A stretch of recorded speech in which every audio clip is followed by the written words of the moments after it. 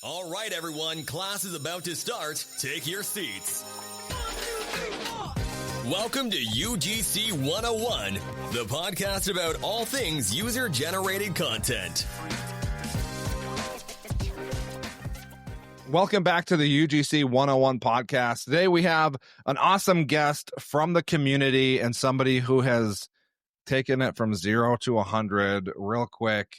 Kristen, do you want to introduce yourself and tell us where you're from? Yeah. So, hi, everyone. I'm Kristen. As you mentioned before, some of you may know me if you've been watching the podcast for a while or if you're also in the community. But I am from Canada, specifically Ottawa, and I started UGC probably like close to 5 months ago now, and I'm doing it full time. So, yeah, Nate's been an excellent part of that and has contributed to my success a lot. So, I'm happy to be here.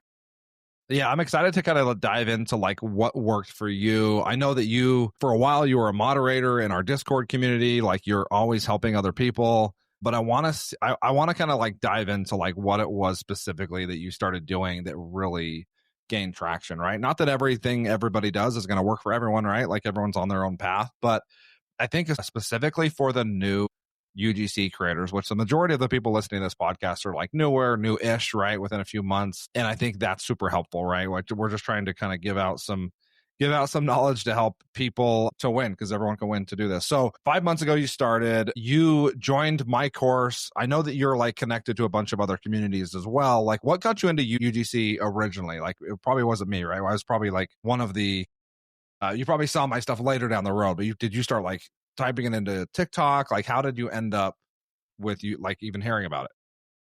Honestly, it was you who introduced me to it. Like the first time I heard of it was like 6 months before I saw your video that led me to your course, but it was like very brief. Like I just saw it, remembered what it was, and then never looked twice at it. And then when I came across one of your lives is when I really learned what it truly was. And that's when I started your course and basically just like dove right in like with 2 feet. So it was you who truly got me into it. Like I really knew nothing before then. Oh. Had you made any content before then? Just organic. Like besides your social? Okay.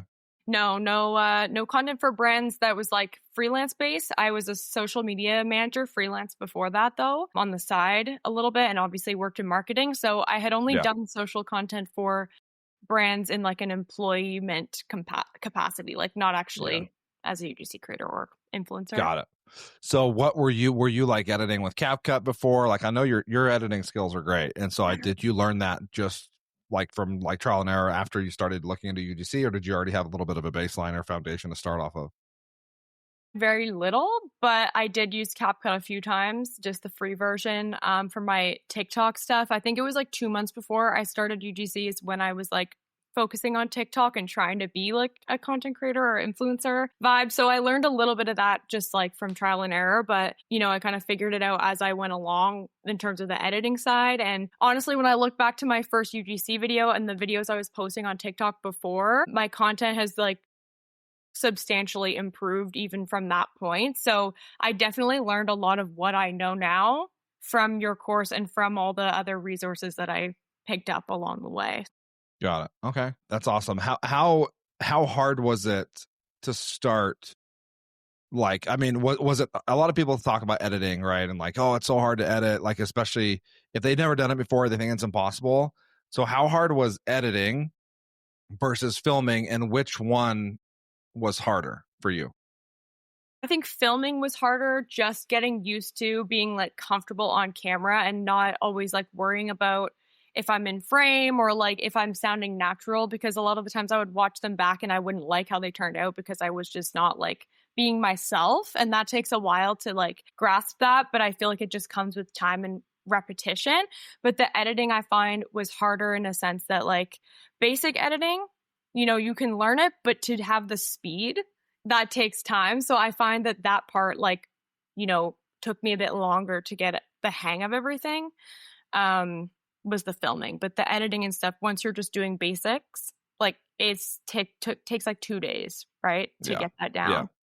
Yeah. So I actually was talking about this last night on my live about like the editing specifically. I think it doesn't matter how long you do this, like it does take a while to get used to the muscle memory of it all. In fact, I told the story. I just went to Amsterdam to her trans event in her community. Really awesome. It was like another foundations, and we did like this group project where everyone did like had to go edit a video, right? So you had gotten groups of 4, which like group EGC is so hard compared to being by yourself. Everybody has opinions, and it's like you're trying to get everything lined up. So I had to do the editing because nobody in my group had ever like used CapCut that much. And the girl's phone who we were editing on was in Dutch. And it was crazy how like I just had the muscle memory to know exactly where everything was. I didn't even like need the words. But that takes a lot of time. I know it's kind of, I'm like, dang, this luckily like all the icons are the same and stuff. But it doesn't matter how long you've been doing UGC, like to me, the editing is the harder part, right? Like the filming, it's harder to learn how to be good on camera and eventually be natural. But I think the filming is what always is going to take the longest, which is why I always save it for after it's dark, right? I'm like, hey, I'm doing all my filming during the day. I need that good lighting.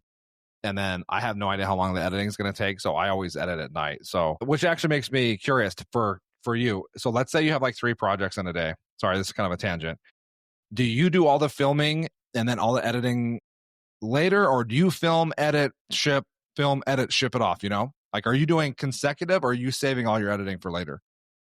Usually I'll save it for later unless I'm like really last minute where I'm like the deadline is before I know I can get all of them done, you know, like yeah. editing part. But yeah, I will always do the same thing, like film during daylight, edit later, because I also know I'm like, at least I can like, you know, sit and chill and like do the editing on my phone without like having to worry about like, you know, I'm in my downtime when I'm doing that. Yeah.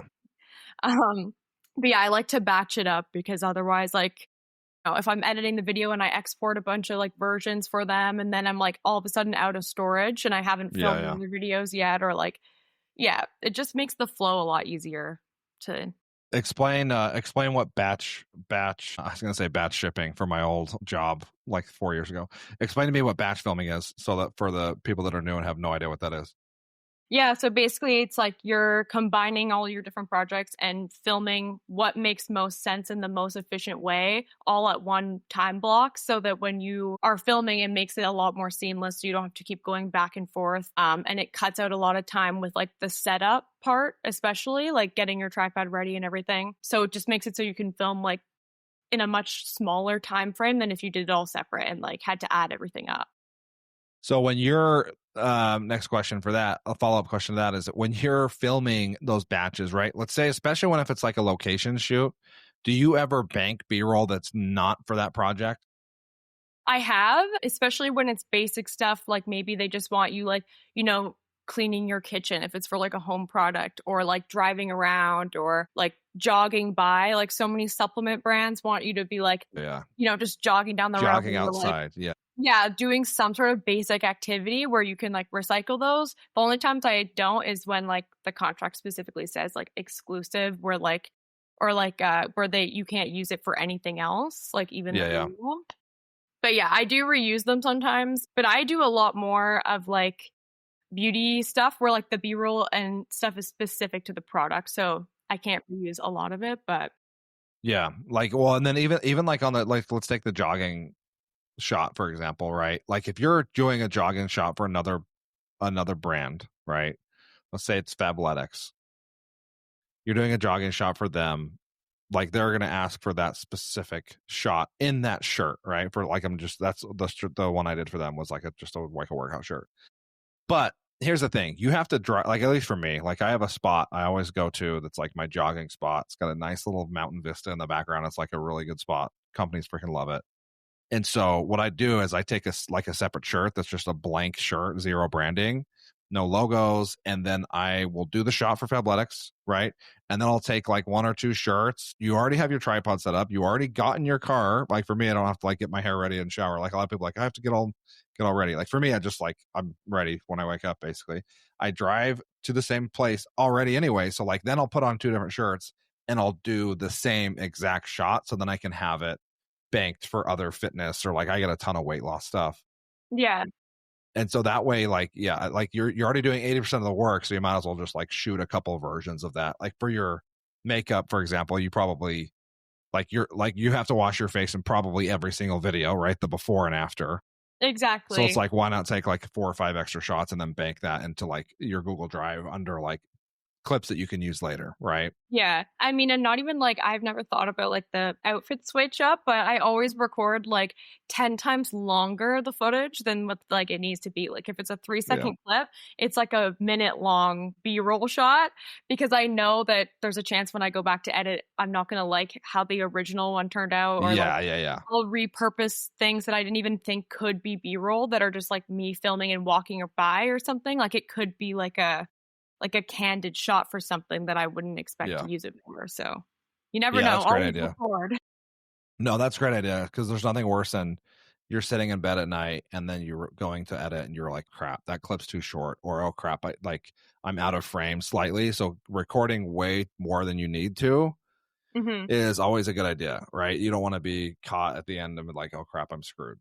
Yeah. And I will say, like, for organic content too, or like your own social media, when you're promoting yourself, sometimes those little clips that like you didn't even use for the brand, so they don't own the rights to it, right? You wouldn't expect that like a montage of that could easily become like something you could post, right? So never hurts to have extra.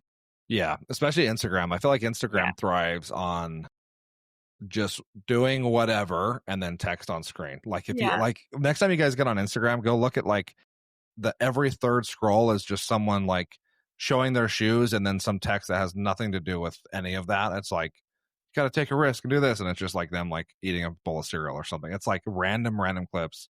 Those perform really well on Instagram for some reason. They don't perform well on TikTok, but yeah, that's interesting. I need to do more of that, because I'm the guy, like if I have a 3-second clip, like I'm filming a 5-second clip. Like, I'm barely filming more of it. Like one go at it, and then you just hit stuff. Yeah, I'll do one go and then I'll check it right then. I'm like, cool, this is good. And then I'll move on. Right. Yeah. Which probably isn't like the best thing to do. I probably should do longer, right?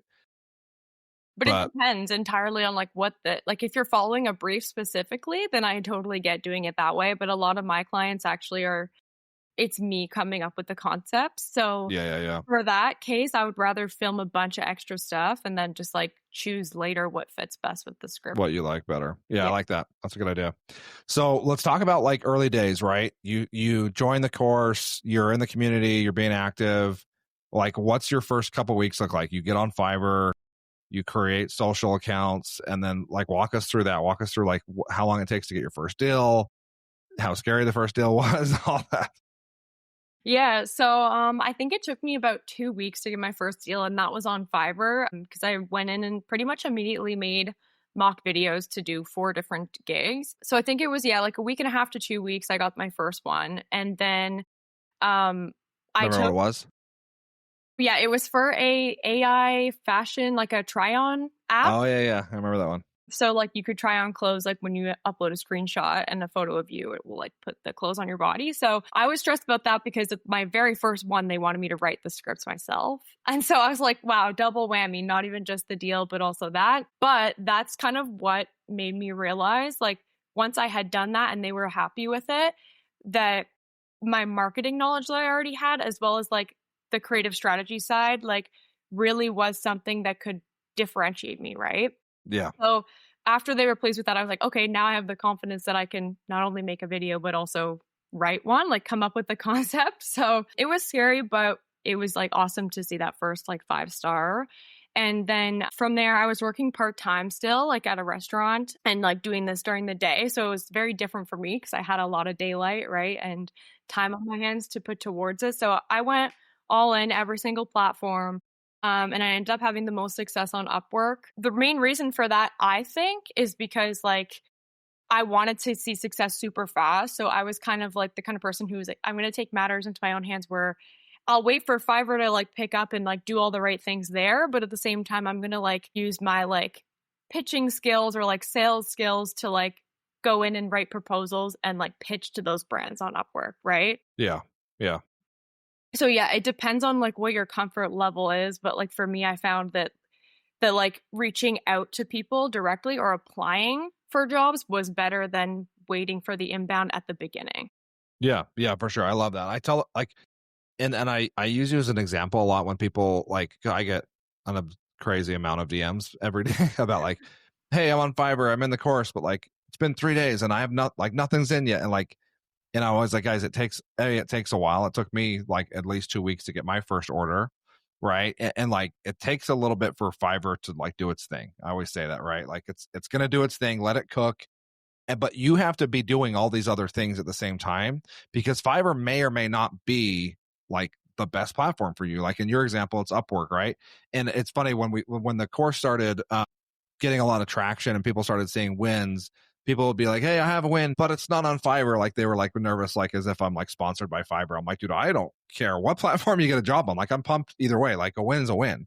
Like I just started on Fiverr. Fiverr works really well for me, but that doesn't necessarily mean that's for everyone else. Like in fact, like I would prefer getting inbound deals, right? Because then you don't pay a percentage and you can make more money and you higher budget some of the time too. And so I think that's like such good advice is if you're on Fiverr and you do all the right things, like you said, like it's gonna do its thing. Like it's if your video is good and you have a good description and all that stuff, it's not like if it's gonna work, it's just a when. Sometimes it takes Yeah. longer, but I love how you're like, hey, I know my skill set. And that's the other cool thing about UGC is it's like some people don't even know they have certain skills, right? I talked to someone in our group that has a really, really good voiceover voice, right? And I'm watching her video and I'm like, oh, dude, you should do voiceovers like too. Like you should do the UGC thing, but then also go on Fiverr and list yourself as a voiceover artist because she sounds like a Hallmark commercial. Like the girl's voice is like unbelievable. And she's like, oh, I didn't even think I had that. And she had no idea that she had that. She's a teacher, right? Um, and to your point, like create a strategy. Like these are skills you had in your previous jobs that you didn't realize that like, hey, this is actually my passion. And I know now you've kind of like delved deeper into the creative strategy side, which is great. But yeah, you got to put yourself out there on all the platforms, do all the right things, because it's like anything else. It's a numbers game. Like the more output you put in, the better, the more or the more input you put in, the more output you're going to get, and the more like leads you're going to get, the more inbound you're going to get. You're just going to get way more opportunities when you're like putting yourself out there and being active. Yeah. And I will say like something else about the Upwork thing too, because like I was talking to you about this the other day, how my Fiverr has just now started to actually get like consistent, like where I'm getting consistent orders. But the funny thing about that was I went on Upwork to get like more experience and that sort of thing. But then like as I grew, I noticed that the jobs on there were like lower rates and that tailored more to like a beginner creator. So it's a great spot to like get a ton up front and to have a lot of practice. But then once I moved over to Fiverr, upped my rates there, it then became where I was able to get better deals on Fiverr side because I had taken that experience and translated it there. Yeah, I love it. So yeah, you can kind of, it'll shift around. It may not always be one place. You can get more outbounds like pitches. You can do Fiverr, Upwork, and it might like change every single month. What's your best? Yeah. More. Yeah, my platforms. I was talking to somebody last night on TikTok about Coley. Like I have yet to even land a deal on Coley. I've been on there forever. They're a little bit higher paying jobs, and he was like, "Oh yeah, like he does product seating," and I'm like, "Okay, that seems crazy," but he's like, "I mean, it's a 80% off a $1,200 TV." I'm like, "Okay, that sounds cool." Like I would probably do that for no pay, right? And so every platform is going to be so different. So like if you're listening to this and you're getting frustrated, I know it's tough when you very first start, especially on social media. You see all these people with all the wins and you see people taking videos of, 40 boxes in their house, which by the way, take that with a grain of salt because you never know if that's just the regular Amazon orders. Yeah. They've just been stacking for 2 months and trying to make themselves look cool. So, but like, don't get frustrated. You got to just put in the reps in every platform. And then eventually 3 or 4 platforms will be like your main go-tos, right? That's how it happened to me.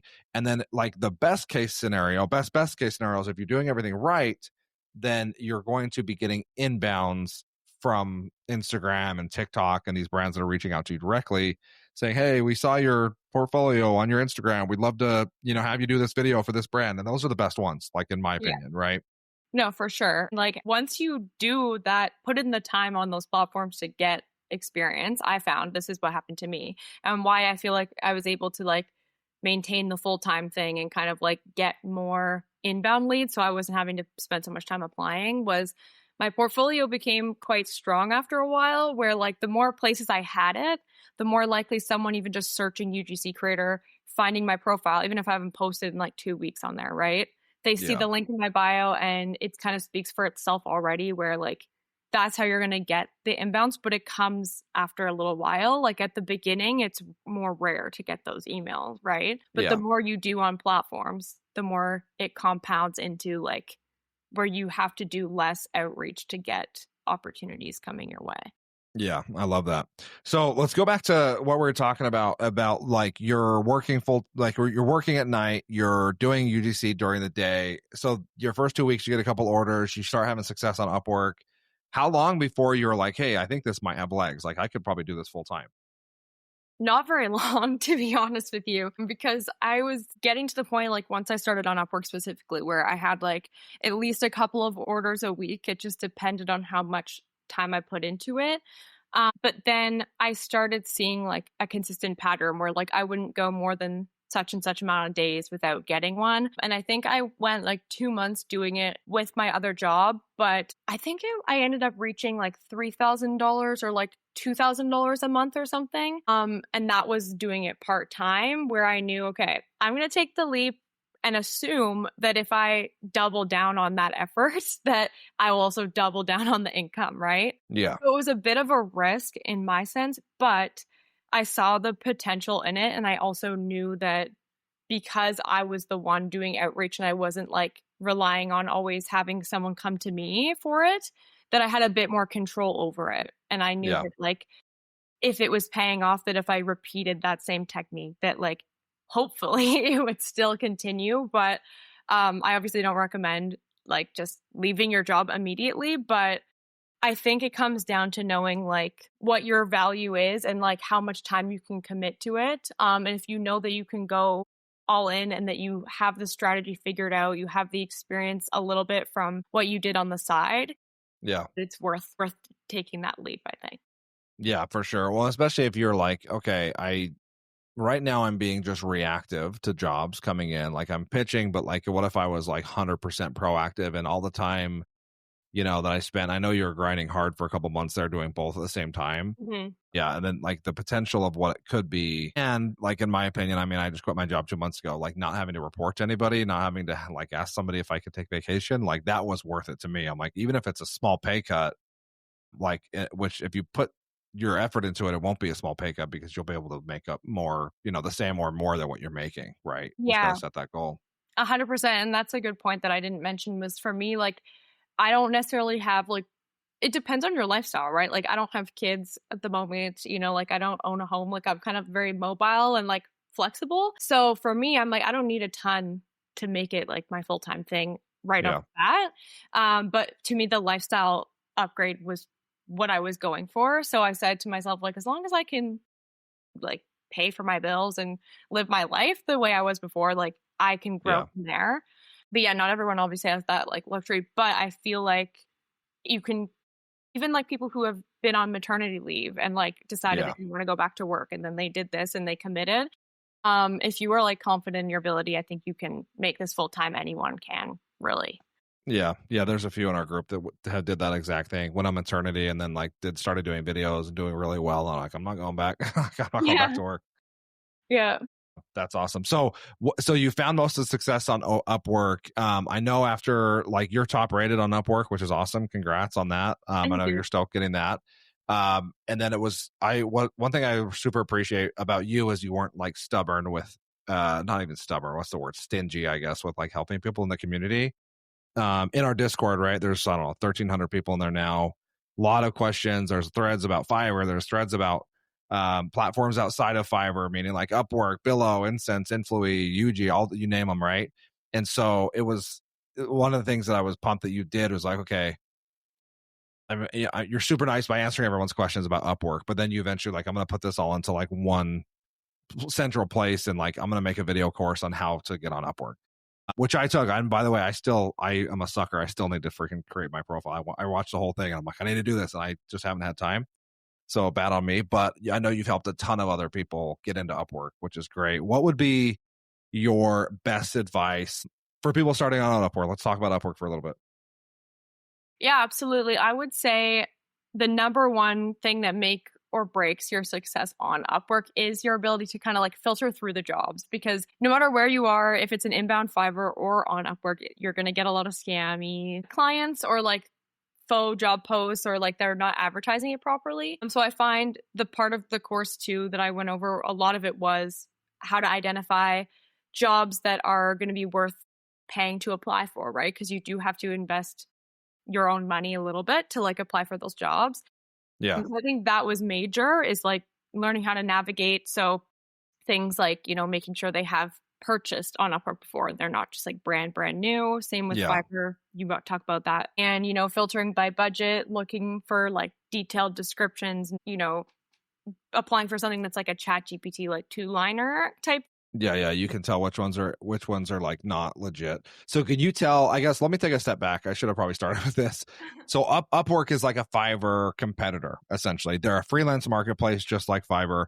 I believe Fiverr and Upwork are the two largest ones in the US and Canada, like North America by far. There's not really anyone else besides those two. I mean, especially with where it comes to UGC, right? You have other like 99 Designs or something that's like very graphic design specific, but like for just freelancers in general, it's like Fiverr and Upwork kind of like own the market. And so for those listening, Upwork is just a platform like Fiverr. The difference is, instead of Fiverr where jobs come, like you set up your gig or your service one time and then people reach out to you. Upwork, you set up your profile, then you have to pitch people, right? So let's start from there. You pitch people and then you said you have to pay. I've never asked you this. So I know you pay for like credits there, right? And again, you can tell I haven't been on yet. I'm so sorry. But how much is a credit? How many credits do you need to like bid? Is it 1 credit per like email to each company, or how does that work? How do the credits work? Yeah, thanks for bringing that up. Sorry, I did not give any context about the platform. No, you're good. I realize I'm like, we're diving deep, and I think there might be some people listening that are noobs, which is great. That's what I'm happy you guys are listening. Yeah, so like there's multiple ways to apply, but the main one is to use credits, like you mentioned. So you can purchase them. They're called Connects on there. Yeah, Connects. Yeah, not credits. I knew I messed it up. I got like Star Wars in my head. I don't know why. No, I mean, they basically are. They just call it their own little branded version. Okay. They're 15 cents each, I believe. So you can get them in like more like bulk packages, which is what I usually do because it saves you in the long run. But usually it's like between 5 and 20 connects, depending on what the client chooses. So for ones that are higher priced, like you're going to be spending a bit more, I would not waste more than like 10 on something that like 10 is the max. Yeah, like 10 is the max. That's $1.50. Am I doing math right? Okay. I think so. Yeah, that's it. Sounds right. But okay, I was thinking it was like $20 to bid each thing. That's not even bad at all. No. So like, dude, if you're throwing out TikTok gifts, like you might as well just be spending money on this. Exactly. So like that's the strategy for like baseline applying. But what I like to do was 10 max for things that I'm just like trying to get volume. And then if there's something that I really wanted and I thought I was specifically like qualified for it, or maybe it was a brand that I've worked with similar competitors or that's like a niche, I would do a bid, like which you can actually add additional connects to what it charges you to apply, to basically bid like on eBay, and it brings your application up to the top. Cool. So that you're the first one to get seen. So I find that doing that on the ones that you really want, it like increased my ROI like by a lot if I was selective about it. How many connects do you need to do the bidding on top of the 10 connects you already paid? You select your amount, like how much you want to bid, but they have What's a the list. max? You can max it out. Like you can do pretty much whatever you have available. Holy crap. Most people don't. You can see the list of like where the current bids are set. So like sometimes it'll say like 6 connects. And then if you want to be number one, like above that person, you would have to bid 7 or more. So that's a circus. And how long is the bidding? It's like legit like eBay. Yeah, pretty much. But you go until the client hires. So essentially, if they haven't picked someone yet, you can go in and even update your bid. Like you can check back and see if someone outbid you, and they won't charge you for the bid unless you're in the top 4. And only the winning gig, only the winning bidder pays. Yeah, the top 4. So there's like the top 4 end up paying. 3rd and 4th place. Only those 4 get charged. Anything below that doesn't. Yeah. And then only one of those 4 get hired. No, the client actually can pick whoever they want still, but it's just that it gives you priority in the list. Sometimes brands are like, we want to hire immediately. So if they see someone at the top that they want, they'll hire them right away. They won't even bother with the rest, which is why I feel like the volume of applications also matters. bidding is more important if there's like 50 people versus if there's only 5 applicants, right? And you can see how many, like if the number of people that are bidding, basically, you can see that. Yeah, you can see a Or lot of the 100 stats. Okay, interesting. Who gets that money? Like, does Upwork get that money, or does the client get that money? I think Upwork gets that money. I think it's just like Such a their sham. own profit, but they do charge a lower service fee than Fiverr. I think it's 10%. 10%. And then Okay. also certain jobs are qualified for lower. So I've had jobs that were 0% service fee. Sick. Okay, cool. Depends on That's a wild system. So you don't, dang, that seems complicated. That's wild. Yeah, it's a lot. That's why the course, I think, is like something I was like, I can't explain all of that to like Yeah, that's way wild. way too long and be also really confusing for them. Yeah. Yeah. So you start seeing success on Upwork. How long before you become top rated? I know you did it with very quickly. Yeah, so you have to serve a minimum time frame on the platform. So it's 90 days from your first contract end date. So cool. For me, it took me about 3 months because by the time I got the contract and then actually completed it after they shipped me the stuff or whatever, then 90 days from there is about 3 months, 3.5 months actually, something like that. Oh, cool. But you can see the status kind of like on Fiverr. You can track everything. And then you also have to make, I believe, over $1,000 in income from the platform and have a certain success score, which is similar to your success score on Fiverr, right? Yeah. Okay, cool. What would you say is the biggest difference between Upwork and other platforms besides the whole Connect system you just explained? Like, good or bad? I think in terms of like, aside from applying instead of waiting for inbounds, I would say it's the potential for long-term work because they tend to prioritize long-term contracts. It's actually part of how you get to the other levels above top rated is you have to have like 6 months and reach a certain like income threshold to get to that leveling. So for me, a lot of what I have liked about Upwork that I still use it for mainly is the long-term contracts, the retainer deal, because there's more brands posting on there looking for someone specifically to make like content weekly, or maybe they want someone who's also going to, ideate content for other creators on top of that, or like the scope of work is much more broad as opposed to Fiverr and other platforms. I feel like they come at you with like the brief in mind and not necessarily like a role that they're hoping for you to fill. Yeah. That's awesome. So you have a lot like more chance of long-term relationships and repeat buyers. Mm-hmm. Yeah, 100%. Because the contracts stay open, right? So that's the main thing is that if you do a deal and then they accept the work, that doesn't like close it out. It just closes the project. So technically you are still under a contract with the client until they physically end it and leave you a review. So you can actually propose future work. Another video. Yeah, exactly. Do you do that a lot where you like create it, like, especially when you first got started, like, did you create like extra videos like, hey, I got another one if you want it?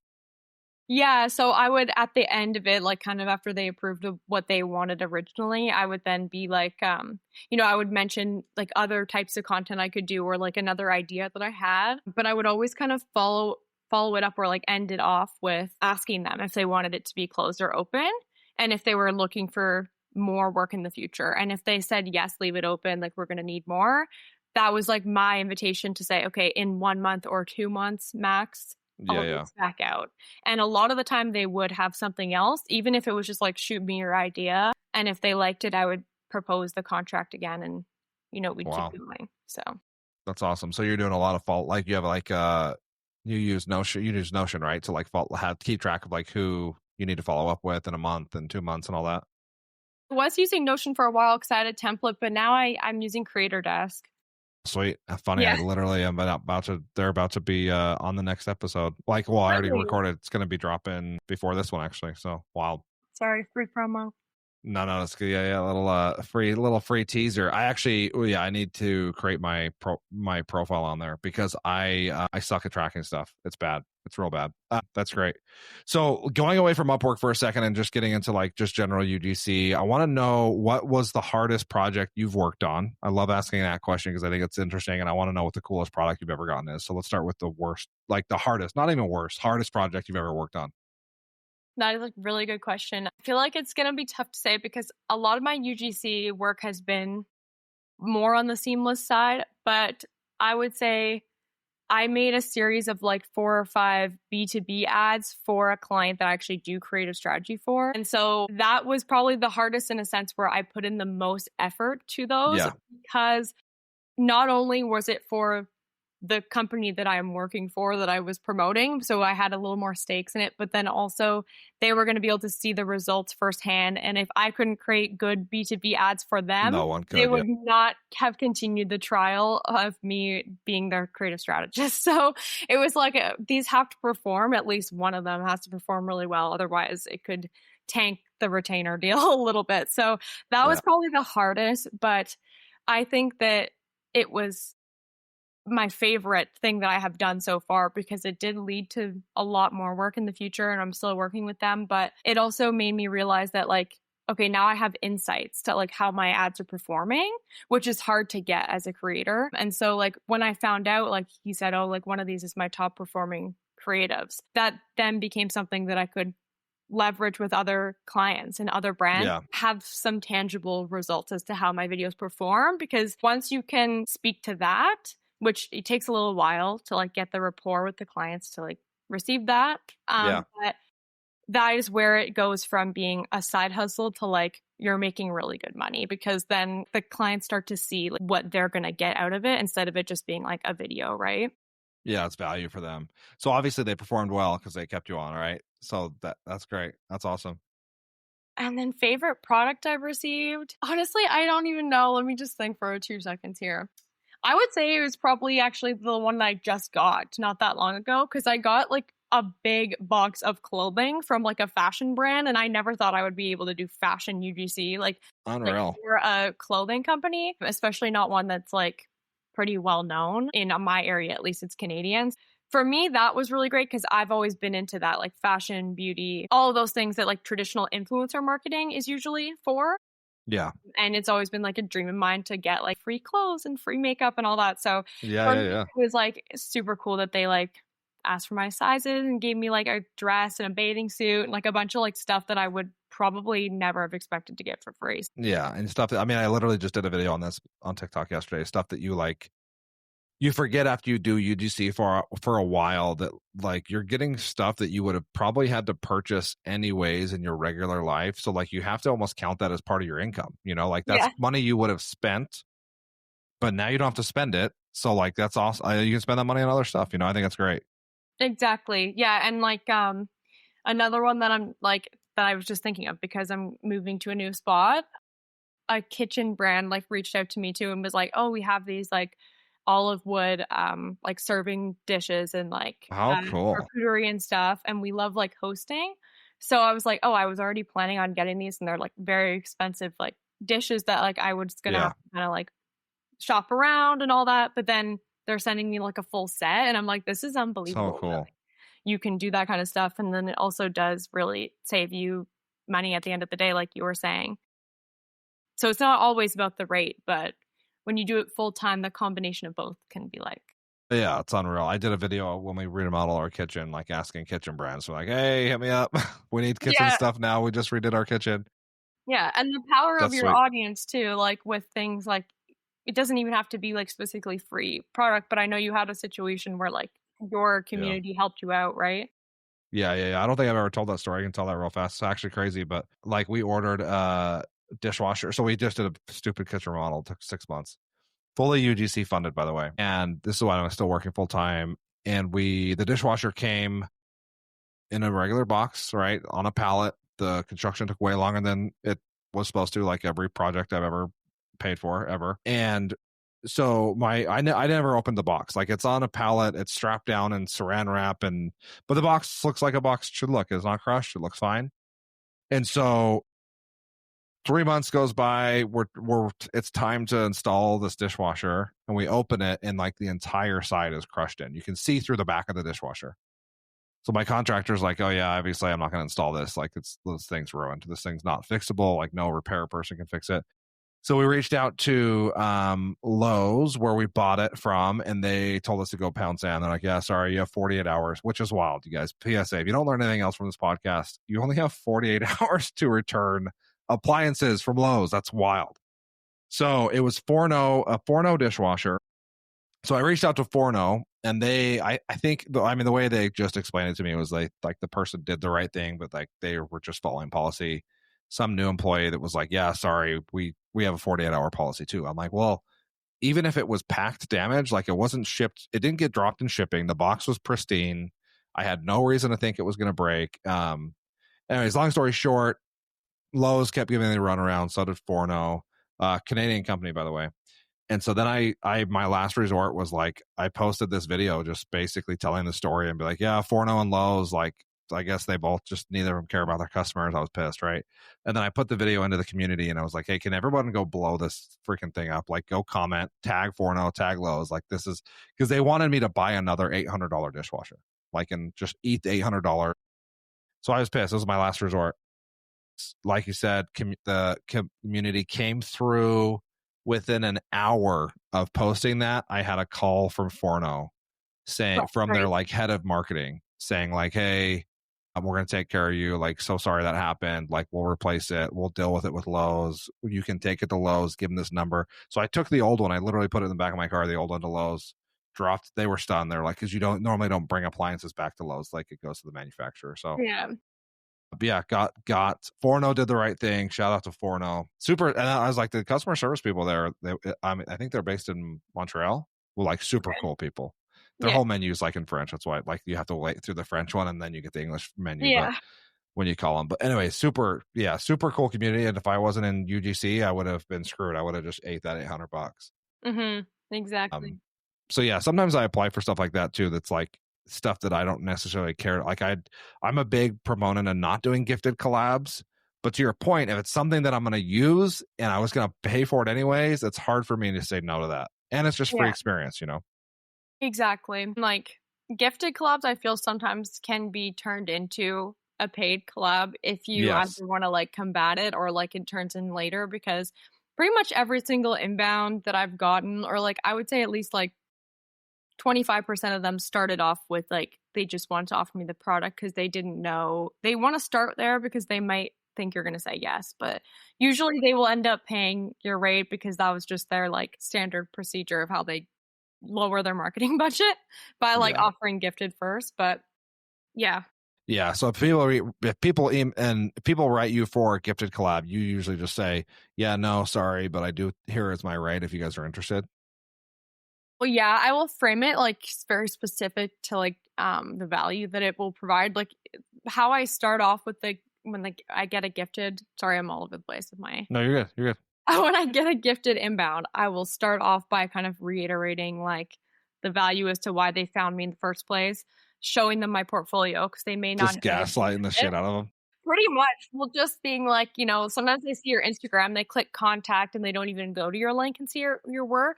And so like sometimes if you reinforce that, they can see like, you know, the brands you've worked with and how many and like your different areas of expertise. It kind of makes them realize like, oh, okay, this person actually probably wouldn't say yes to a gifted collab. And sometimes we'll just meet somewhere in the middle, or they'll offer me like a commission as well or something like that on top of the rate if they can't meet mine.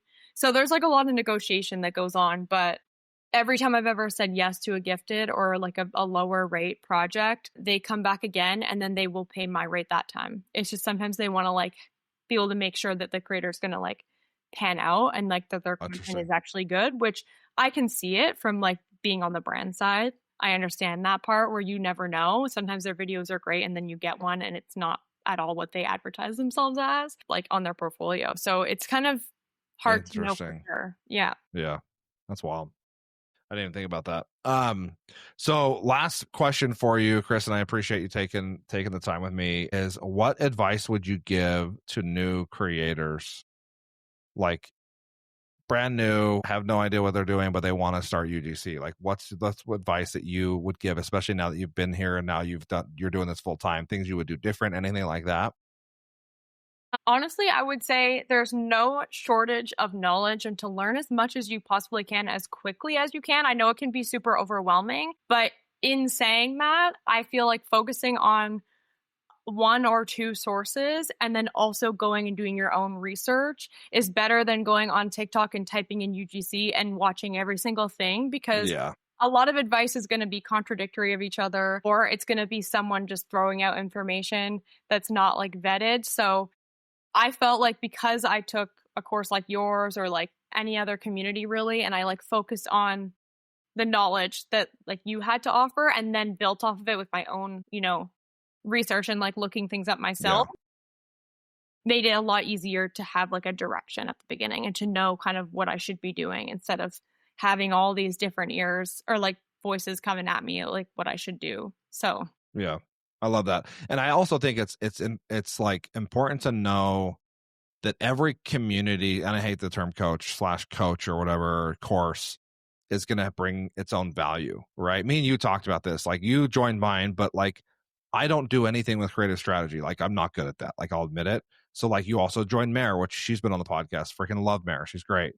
Like, I'm in like 4 different communities, right? As a coach, like, I just went to an event for creators, right? Like, and I learned so much. Like, you should never stop learning, and don't be afraid to like look at who is like whose course teaches what, right? Like, yeah. I think that everybody has value, and you also don't need to go spend $1,000 on 5 courses right away. Like, get into a cheap course, and once you start seeing some success, get into another one. And then once you want to do, like, I just had Julie on. She's also a fellow Canadian, right, of yours.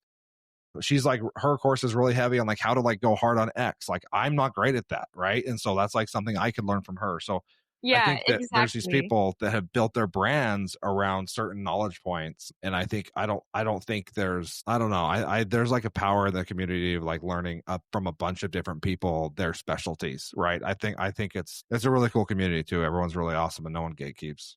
Yeah, that's like kind of what I was trying to get at with my explanation. You said it better than me, but like starting with one area, learning that hardcore, and then once you have it down, branching out, because that's kind of what I did too. Like, I started with yours, and then when I wanted to learn Upwork, I figured that out on my own. But then, with X and like portfolio stuff and like pitching, all of those were from different people. And then now the creative strategy was from another person who that's like their main sort of thing that they do, right?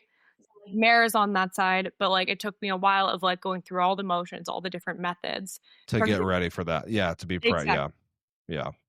I love that. And the other thing is too, and I want to like, even though I haven't taken the steps in the course, I know there's tons of people in the community who have been crushing on Upwork because of your course. So I'm going to link that in the show notes. I didn't ask you this before. Do you have a promo code for the podcast, people?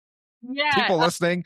absolutely. So you guys can use the code UGC101 and it will get you 25% off. Heck yeah. UGC 101, 25% off, you guys. That Upwork course is in the show notes. So go check it out. It goes through everything from starting like I did, not knowing what the heck's going on, to all the knowledge that Kristen has there. Again, she's top rated. She knows her crap. Appreciate you, Kristen, for being on. You guys, if you're listening to this, share this with your fellow creators, your fellow community. Subscribe, and if you can give it a little like or maybe a little review, if you're feeling super generous, that'd be awesome. It helps the podcast get out. And then I'm also going to link Kristen's socials in the show notes too. You can follow her on TikTok, Instagram, and also X. So I will link all 3 of those. Kristen, appreciate you for being on. It was awesome chatting with you about how far you've come. It's been awesome to see you grow. Yeah, thanks so much for having me. It's like a full circle moment for sure. Yeah, no, it's been great. So, all right, guys, we'll see you next episode. Appreciate you. Thanks, Kristen. Thank you.